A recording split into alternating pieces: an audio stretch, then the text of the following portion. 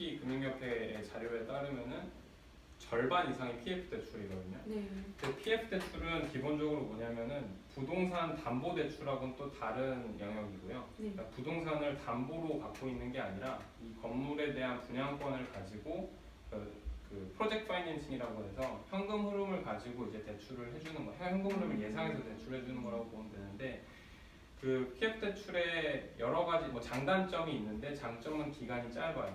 네. 근데 이제 단점 같은 경우는 아까 제가 설명드릴 때 그 만기 일시와 원리금 균등 상환에 대해서 보여드렸었는데, PF 대출 같은 경우는 거의 대부분이 만기 일시이기 때문에 이자가 중간중간 잘 지급이 되더라도 만기 때까지 그 위험성은 계속 가져가게 되고요. 네.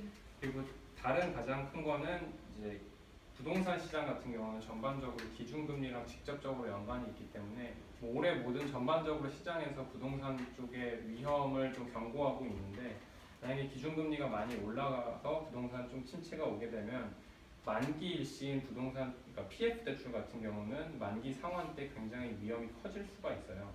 그리고 예를 들어서 1,000억의 대출을 집행을 했다고 하더라도 한 건당 10억짜리 건물에 대한 PF 대출이면 집행 규모가 100건밖에 되지 않거든요.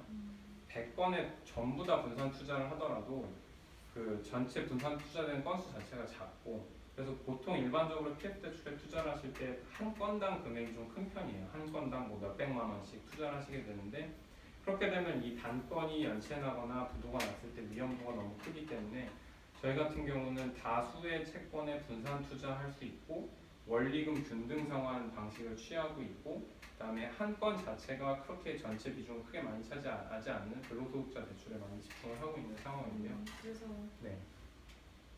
PF 쪽을 안 하신다는.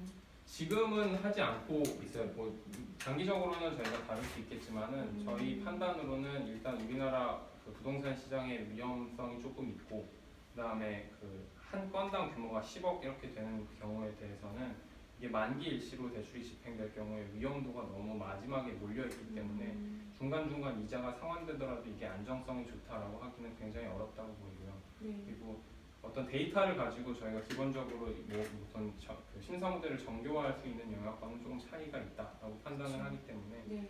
그 PF 대출 쪽은 좀 미래의 영역으로 보고 있습니다. 답변이